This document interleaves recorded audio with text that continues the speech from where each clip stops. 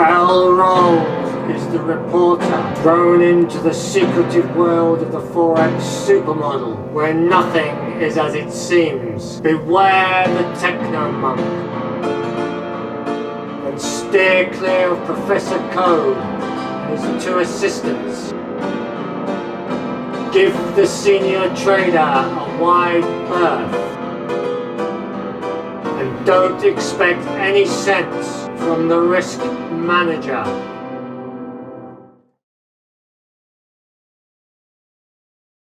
Hello, I'm Professor Code and this is the Forex Super Model weekly review for Monday the 19th of the 4th to Friday the 23rd of the 4th 2021. So basically we're looking at the flows throughout that period. So if we start, we've written them up and we're going to start these videos to save time as we write the rest of it up. So euro dollar then plus 124, so that means over the week in question the euro dollar gained 124 pips or points, euro yen plus 20, euro pound plus 57, pound dollar plus 46, pound yen minus 73, dollar yen minus 87. If you look at the flows which we've inputted, then you can see that the dollar was the opposed negative driver at minus 257. We've got front and back door flows, mainly going into the euro at plus 201, into the yen at plus 140, and the pound was the negative rock at minus 84, activity plus or minus 341.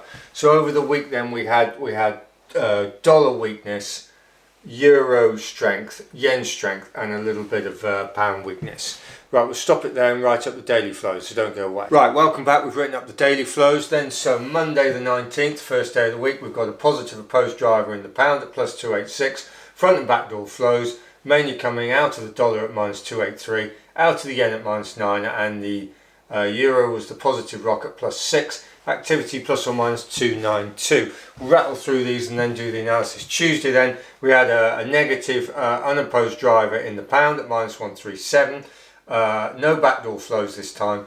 The opposing positive flows mainly going into the yen at plus 78, into the dollar at plus 46, and the euro was the positive rock at plus 13, activity plus or minus 137. Wednesday we had the negative unopposed driver in the pound at minus 21. We had no backdoor flows. We had this joint situation of mover and secondary driver with the opposing positive flows at plus 8 and plus 8, and the euro was the positive rock at plus 5, activity plus or minus 21, which is very low activity for Wednesday. Thursday we had a negative opposed driver in the pound at minus 256, front and back door flows, mainly going into the yen at plus 158, into the dollar at plus 109, and the euro was the negative rock at minus 11, activity plus or minus 267. Finally, Friday then the 23rd, we had a positive opposed driver in the euro, plus 191, front and back door flows, mainly coming out of the dollar at minus 130, out of the yen at minus 103, and the pound was the positive rock at plus 42, activity plus or minus 233. Right, we'll stop it there and then do some analysis. Don't go away. Right, welcome back. Just to remind you then, over the week then, we've had the dollar driving as the opposed negative driver at minus 257. So we had dollar weakness over the week, and the opposing positive flows mainly went into the euro at plus 201, into the yen at plus 140, and the pound was marginally weak, well, reasonably weak at minus 84 as the rock. So dollar weakness, euro strength, yen strength, and a bit of pound weakness. So let's look at the asset classes then. The US dollar index. So as I said, we've had dollar weakness over the weekend, and it's basically the dollar index looks like this.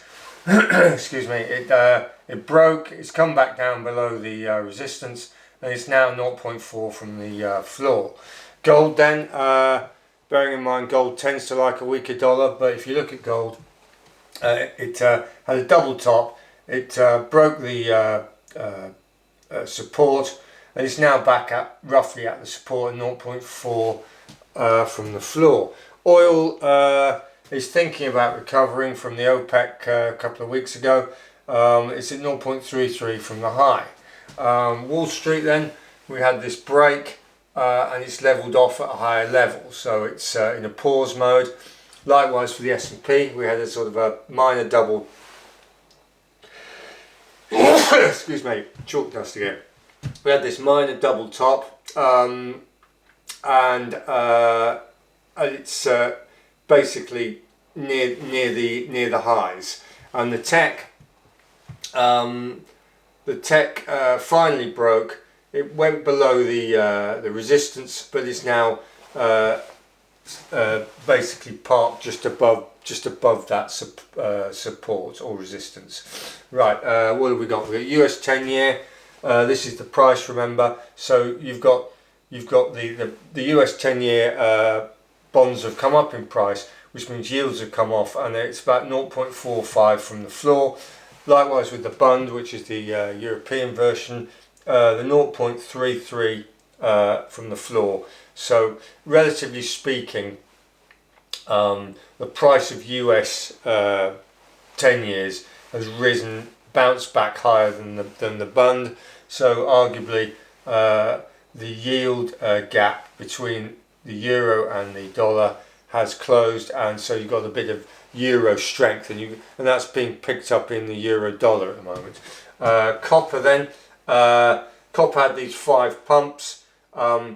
It went back to the second pump, it went back to base camp, and it's now pretty much back at the high of the 5th pump, which is, and actually, annoyingly, we basically predicted this, but we didn't trade the copper for whatever reason anyway. So we've watched copper do what we expected and not trade it. Anyway, US steel then, sold off at this double top, broke, and then it's come back to the original double tops or resistance levels. So US steel is poised for another push upwards probably. Right, so let's stop it there and do the final analysis. Right, we're back then. So our positions were short the USD against the euro, the pound, and the AUD, and we're short the NZD against the euro, the pound, the CAD, and the AUD. We did some more scaling up yesterday. The market, currently we're about minus 1,000 points wrong at the moment. We are bigger. The peak has been plus 2,900, roughly 3,000 points, and the worst we've been is about minus 1,500 on slightly smaller scale. So that's where we are. Yesterday, if you were trading, you'd have noticed that the markets were in this sort of spiteful mood. What was basically they were starting to basically comply with the flows, and then as soon as day traders got involved, they were knocking them down very hard in quite a spiteful manner. I mean, we don't use stops, but if you use stops, you'd have been out. And then it came back, and then they did it again. So this is just market makers flexing muscles and just knocking the markets around within a relatively tight range. Although if you're day trading, this range is way out of your comfort zone. So they're just knocking the hell out of short-term traders, and that is an indication to us that our positions are even more correct. All the data has been. The macroeconomic data has been in our favour. There's tremendous lag in the system. You're likely to see the AUD come up, the CAD come up as a complex. The dollar has been coming off, which has been fair enough for us, and our euro and pound trades against the dollar are obviously doing very well. So it's not all doom and gloom. The main thing is they're still going to the NZD against the euro, the pound, the CAD, and the AUD, and the AUD is particularly soft, and it shouldn't be. And the CAD has had this shift in its favour from the Bank of Canada, and it's still they're still resisting. But ultimately it won't be that way.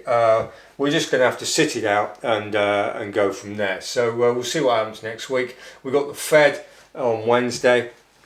when is it? Wednesday the 28th, late for us.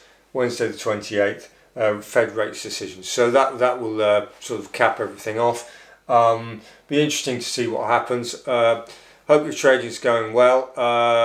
We're just sort of in this sort of frustrating building a position.